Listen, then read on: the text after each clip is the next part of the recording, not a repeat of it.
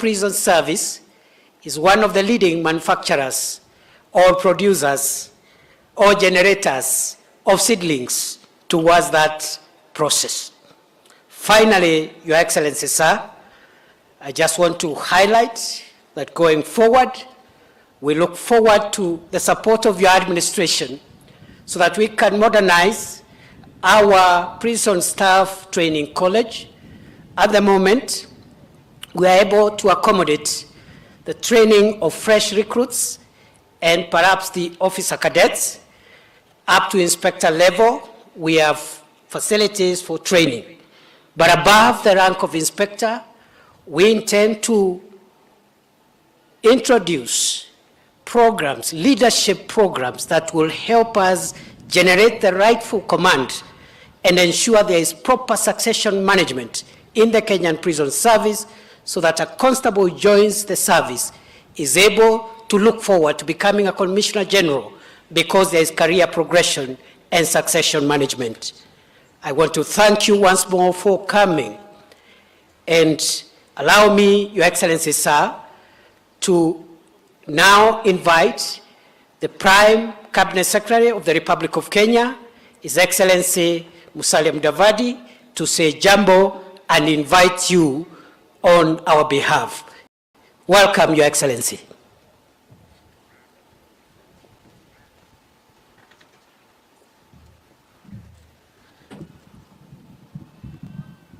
Thank you.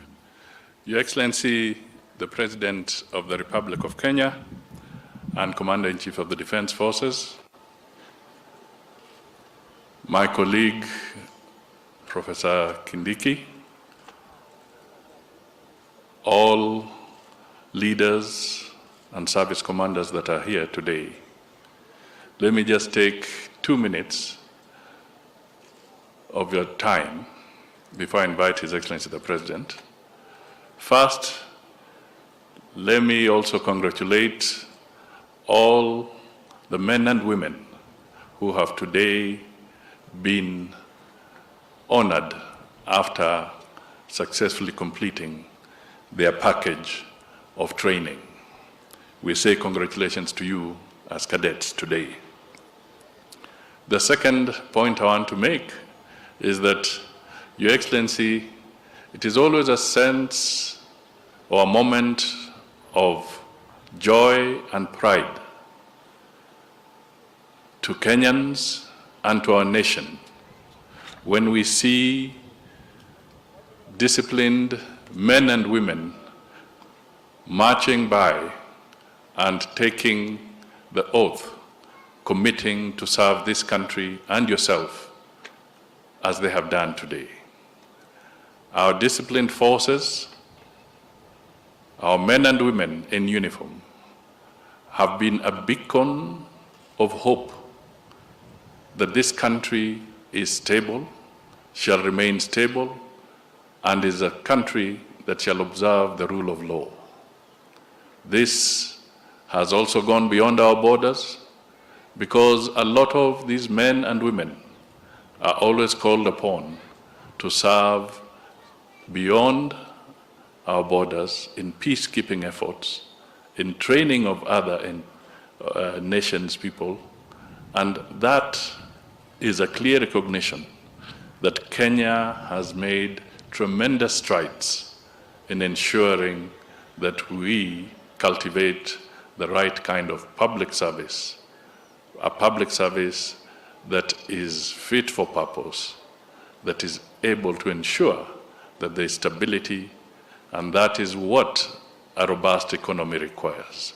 So, Your Excellency, this is a momentous day and a momentous effort by the young men and women who are here today, and also by the trainers of these good people.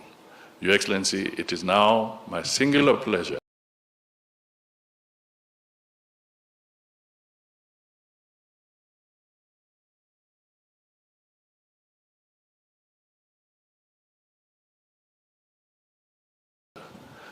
to request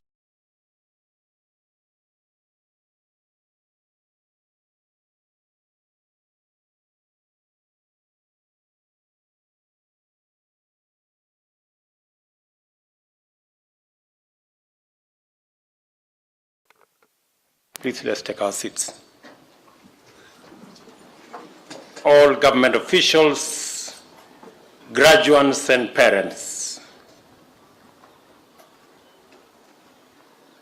I am delighted to preside over this passing out parade and to join the Prison Service Training College community in witnessing the well-deserved graduation of 222 cadet officers who have successfully completed 13 months of rigorous professional training. It is particularly encouraging to see 84 of the cadet officers on parade are female and that 27 are serving officers. Clearly, the service continues to open up opportunities for education and training without discrimination, and I urge the leadership of the institution to encourage enrollment by young women in greater numbers. For those who are graduating today, congratulations. Correctional services are a vital function of our penal and national security framework. They are tasked with the custody and rehabilitation of offenders in a manner that guarantees that both the public as well as the inmates enjoy their rights, dignity, explore opportunities and aspirations lawfully, safely, and peacefully.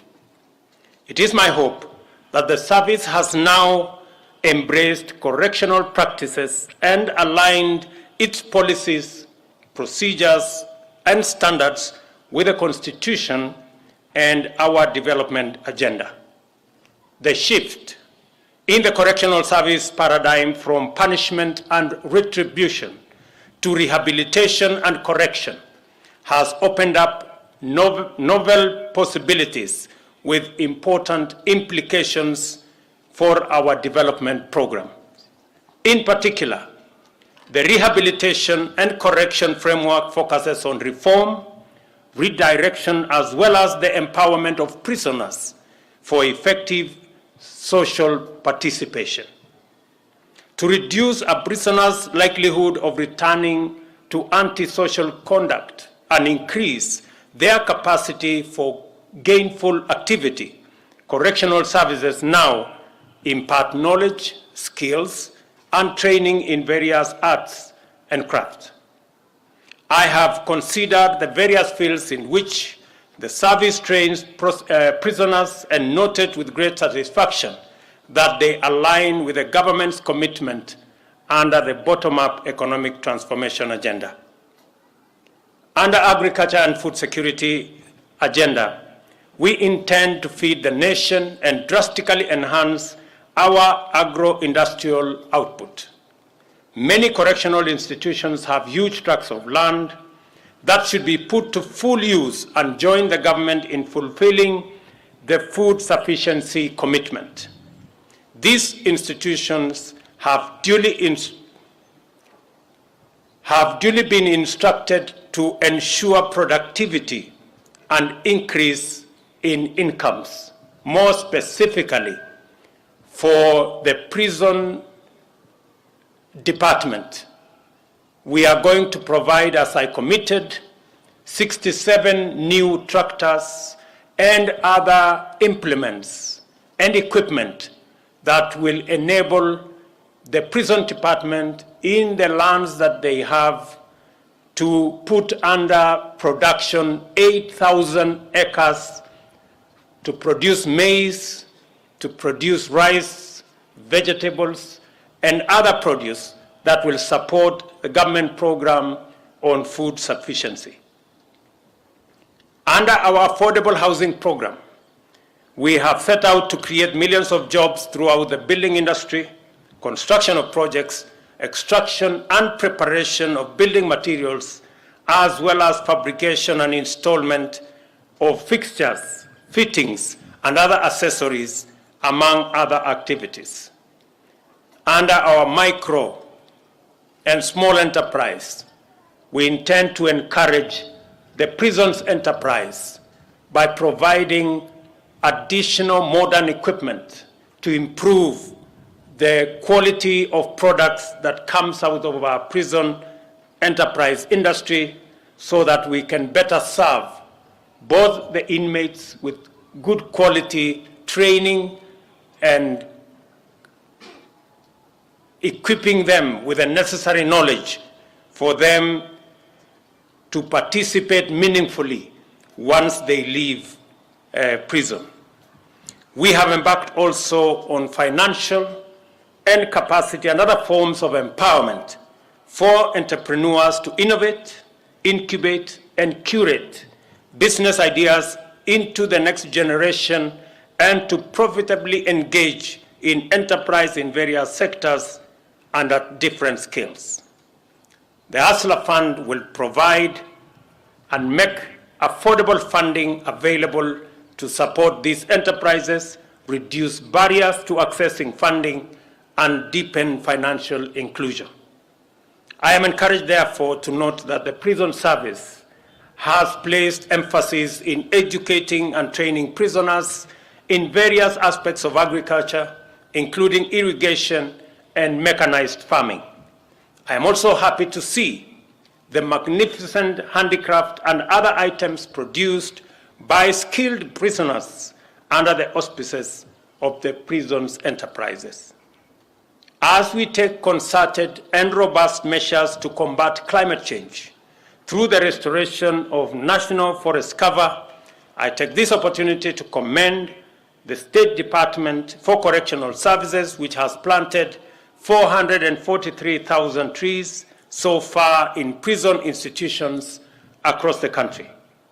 This impressive number excludes the 2,000 trees planted under the Community Service Order Afforestation Program, 5,000 trees planted at the Kianjukini Forest in Kirinyaga County, and the Marmanet Forest Initiative, which aims to plant an additional 100,000 trees. Just to let the prison service to know that it is the commitment of government, and I expect that the prison service will start with the land they have by putting at least 20% of the land they have under tree cover, including fruit trees. I also expect the prison service to participate robustly in the production of seedlings for our program on planting 15 billion trees in the next 10 years. I also applaud the State Department for producing varieties of seeds for different ecological areas. The Cabinet Secretary is responsible for Environment and Interior must effectively coordinate to ensure efficient uptake of seedlings, including initial production, so that no one and no trees overgrow in nurseries. To solve the problem of overcrowding in our prisons, free up land in urban centers for critical public services, and provide more space to accommodate prison population and training facilities. The Cabinet Secretary is responsible for Interior and Public Works have been instructed to urgently develop a prisons master plan, which will be used to identify and develop new and modern prison sites. This will provide ample opportunity to impart necessary skills, training, and education through correctional services in the spirit of rehabilitation and reform. At the same time, I note that more than 10,000 prisoners are serving sentences of 3 years and below. Further, 41% of the prison population is awaiting trial for bailable offenses. All these people need not be incarcerated. It is important for stakeholders in the justice ecosystem to seriously implement alternative dispute resolution and to consider alternatives to imprisonment for relatively minor sentences. I urge the judiciary to provide leadership in this matter and the Attorney General to initiate necessary engagements in this respect. To graduates assembled on the pass-out parade, your assignment is clearly spelled out for you. You will have the responsibility of performing your duties lawfully in a manner that promotes the objectives of our correctional system and complements our economic transformation agenda through occupational training. Most critically, you will be responsible for rehabilitating offenders into responsible and productive citizens who will not only successfully reintegrate into society upon return, but also contribute significantly to wealth creation and shared prosperity. On this, you have the support of the government of Kenya. You have my commitment at a personal level to support the entire prisons fraternity in delivering on the mandate assigned to you by the Constitution of Kenya. Let me also commit that the infrastructure being developed, as I made a commitment, that you have a facility here that is being developed, the housing program here in Ruiru and the one in Shimolatewa.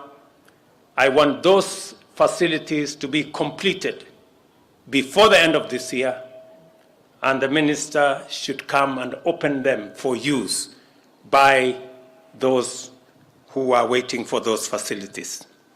We will be discussing shortly the big program on housing with the ministry responsible so that we can deliver on our commitment on improving housing for all our prison servicemen, officers, and commanders. Let me also ask you, as you look into the big space available to you to correct, to provide correctional service, to rehabilitate those who are offenders, and to reform them so that they can reintegrate into society, that we must as a nation continuously look out for those who want to abuse, even the religious sector, people who are masquerading as religious people, yet what they do is contrary to the teachings and to the beliefs of religion, whether they are Christians, Muslim, or indeed any other religion. What we are seeing in Kilifi, in Shakahola, is akin to terrorists. There is no difference between Mr. Mackenzie, who pretends and postures as a pastor, when in fact he is a terrible criminal. Terrorists use religion to advance their heinous acts. People like Mr. Mackenzie are using religion to do exactly the same thing. I want to say that the government of Kenya, and I have instructed the agencies responsible to take up the matter and to get to the root cause and to the bottom of the activities of religious or people who want to use religion to advance weird, unacceptable ideology in the Republic of Kenya that is causing unnecessary loss of life. Let me also say that any religious group that preaches against the tenets of the Constitution, any religious institution that teaches against seeking medical attention or going to school, those responsible should be prosecuted. Those institutions and those religious institutions should be closed down because they are working against the collective interest of the people of Kenya. Let me say, for the avoidance of doubt, that people like Mackenzie and all other terrorists and criminals do not belong to any religion. They belong to jail. and that is where they should be. I wish you, the graduates who are standing before you, before me, and before us, the best as you discharge your responsibility of looking after the criminal justice system at the prisons level. And I am confident that the training that you have received,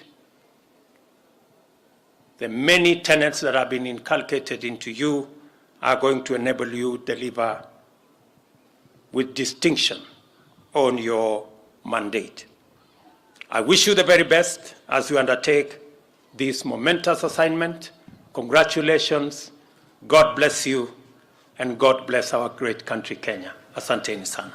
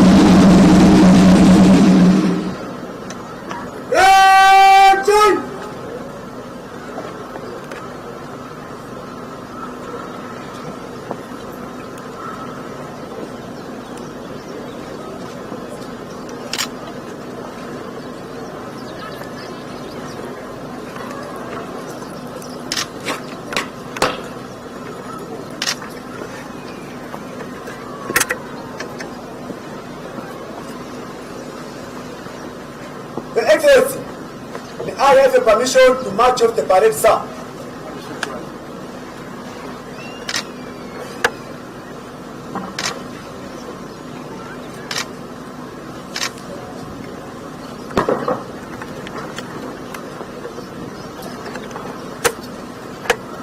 Asante, naomba tuketi tafadhali.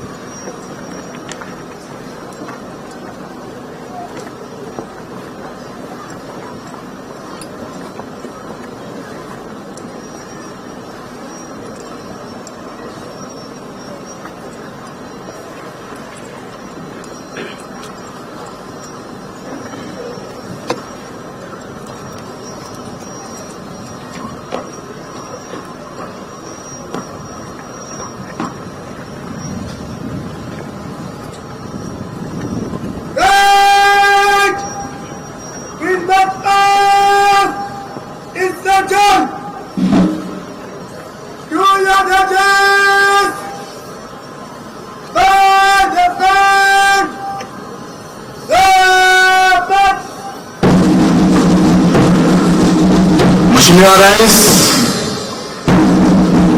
hivi sasa parade commander amepeana amri gwaride linatembea kuja kupiga kwaheri Mheshimiwa Rais.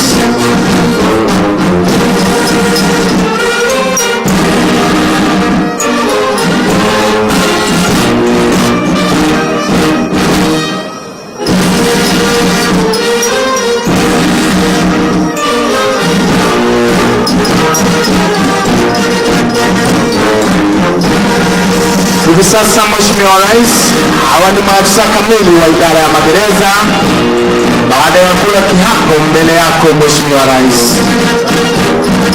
Mheshimiwa Rais, ni furaha yetu kukufahamisha kwamba hawa ambao wanatoka hivi sasa, baadhi yao tunao madaktari, tunao wataalamu wa kilimo, walimu Mheshimiwa Rais wako ndani yao, graduate teachers, mawakili, wanasayansi wa akili, wataalamu wa masuala ya kijamii. Mheshimiwa Rais, miongoni mwao kunao wataalamu wa masuala ya jinsia, wataalamu wa madawa, pharmacists, wataalamu wa teknolojia Mheshimiwa Rais, information technology, waaguzi, wahandisi, wana mazingira. Kwa mengi zaidi namkaribisha mwenzangu Naomi. Karibu mwenzangu. Thank you so much, Your Excellency. Presenting to you new officer cadets that have taken the oath now before you here today, Your Excellency. They have sworn to serve this nation without fear or favor, Your Excellency. Congratulations, officers. Welcome to Kenya Prison Service. Let us beef up the security of our motherland, Kenya, through the mission, through the vision, and through the motto of Kenya Prison Service. Welcome aboard, officers. Let us rehabilitate offenders together so that they become better citizens.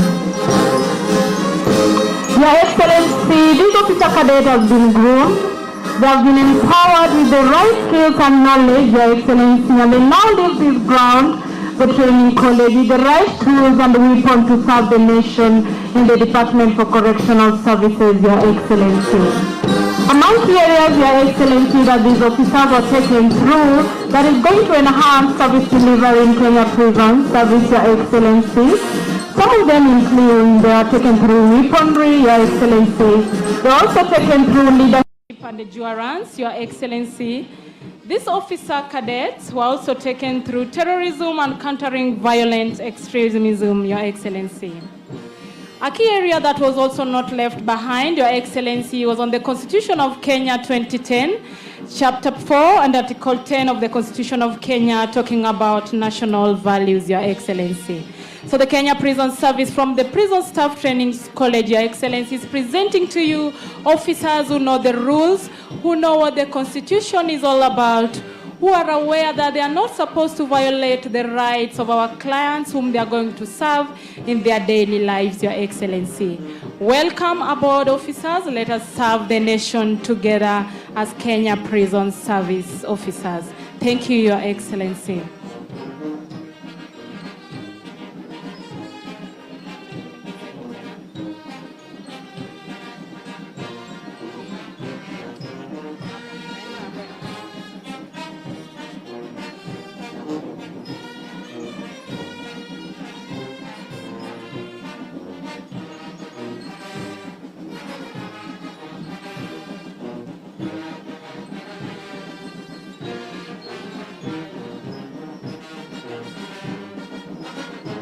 Your Excellency, we are also happy to announce to you that amongst these officer cadets, we have lawyers. We also have agriculturists who are going to enhance and take up the campaign on national restoration of tree, through which you are very passionate about, Your Excellency. They are also going to enhance the production of food within Kenya Prison Service. They are going to bring about technical ideas that are going to impact the lives of prisoners while they are reintegrated back to the society, Your Excellency. Thank you, Your Excellency. Asante, naomba tuketini tafadhali.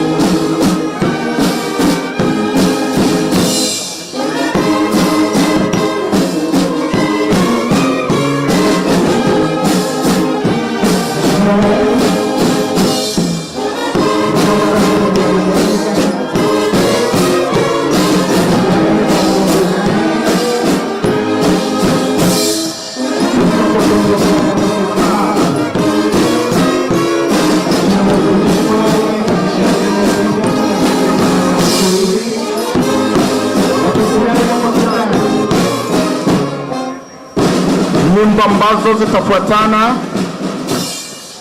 zinazojulikana kama tereviongo. Tereviongo, Mheshimiwa Rais, ni zile nyimbo ambazo zinafuatana, ikiisha ingine inafuata, ingine inafuata. Mheshimiwa Rais, karibu kwa burudani kutoka kwa bendi ya magereza.